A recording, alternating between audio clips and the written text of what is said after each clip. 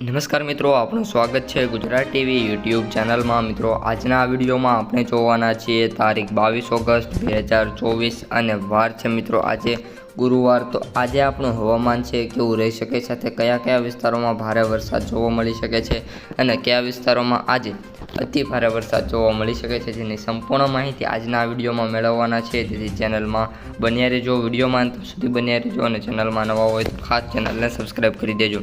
સૌપ્રથમ મિત્રો, વહેલી સવારે 8 વાગે વાત કરીએ તો 8 વાગે અમુક સેન્ટરો પર વરસાદ થવાની સારી એવી સંભાવના છે, જેમાં સુરત, વડોદરા, દાહોદ અને અમદાવાદના જે વિસ્તારો છે એમની અંદર સારો એવો વરસાદ જોવા મળી શકે છે।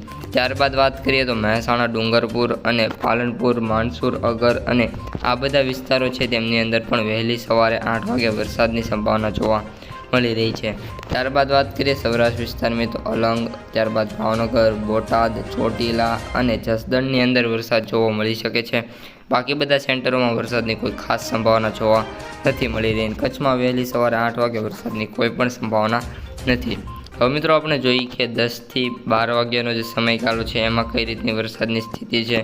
તો એક્ઝેક્ટલી મિત્રો 12 વાગે જોઈએ તો સૌપ્રથમ ઉત્તર ગુજરાતથી શરૂઆત કરીએ તો ઉત્તર ગુજરાતમાં મિત્રો વાત કરીએ તો ચરણકાની અંદર વરસાદની સંભાવના જ નહીવત છે। મહેસાણા, પાલનપુરમાં મીડિયમ વરસાદ, સાથે સાથે ડુંગરપુર, માનસુર, ત્યારબાદ વાત કરીએ અગર આ બધા જે વિસ્તારો છે તેમાં સારો એવો વરસાદ જોવા મળી શકે છે। એમાં પણ ખાસ કરીને જે ડુંગરપુર છે એમાં સારો એવો વરસાદ જોવા મળી જશે। ત્યારબાદ વાત કરીએ મિત્રો તો અમદાવાદ છે, વડોદરા છે, દાહોદ છે, ઇન્દોર છે, બરવાની છે, નંદબાર છે અને ખાવડાની અંદર મીડિયમ વરસાદ જોવા મળી શકે છે। ત્યારબાદ સુરત, ત્યારબાદ વાત કરીએ તો આપણું સુરત છે, નંદબાર છે, વલસાડ છે, નસિક છે, મેલગોન છે, જગલોન છે, શેગોન છે, અમરાવતી છે, આ બધા વિસ્તારો છે એમની અંદર મીડિયમ વરસાદની સંભાવના જોવા મળી રહી છે, કોઈ ખાસ વરસાદ નથી। અને સૌરાષ્ટ્ર વિસ્તારમાં વાત કરીએ તો ભાવનગર, અલંગ અને મહુવા, ઉનાનો જે પટ્ટો છે એમાં વરસાદની સંભાવના જોવા મળી રહી છે। એટલે ખાસ કરીને જે વરસાદનું જોર છે મિત્રો ઉત્તર ગુજરાત અને આપણું જે મધ્ય ગુજરાત છે એમાં જોવા મળી રહ્યું છે। બાકી જે દક્ષિણ ગુજરાત અને સૌરાષ્ટ્ર કચ્છના જે વિસ્તારો છે એમાં વરસાદની સંભાવના બપોર સુધીમાં ખૂબ જ ઓછી છે। હવે મિત્રો, આપણે જોઈએ બપોર પછીના સમયગાળામાં તો એક્ઝેક્ટલી 2 વાગ્યે સૌરાષ્ટ્ર વિસ્તારમાં વાત કરીએ તો સારો વરસાદ જોવા મળી શકે છે, જેમાં ખાસ કરીને અલંગ, મહુવા, ઉના, અમરેલીમાં, જસદણ, ગોંડલ, બોટાદ, રાજકોટની અંદર ભારે વરસાદ સાથે જૂનાગઢની અંદર પણ સારો વરસાદ જોવા મળી જશે। ત્યારબાદ વાત કરીએ પોરબંદર, ભાનવડ, સલાયાની અંદર સારો એવો વરસાદ જોવા મળી શકે છે। કચ્છમાં વરસાદની સંભાવના નહીવત છે।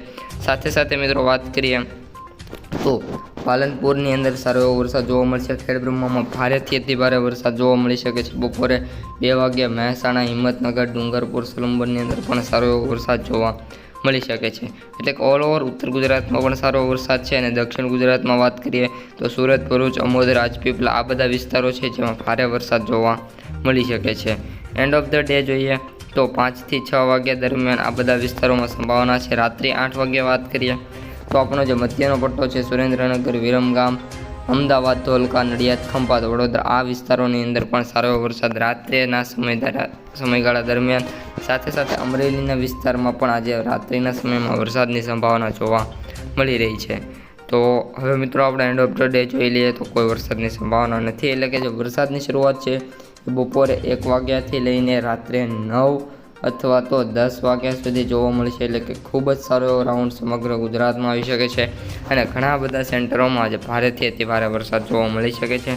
ઉપરાંત દરિયામાં જે સિસ્ટમ બધું એકબીજામાં વિભાજિત થઈ ગયેલી છે, જેના કારણે જે અસર છે તેમની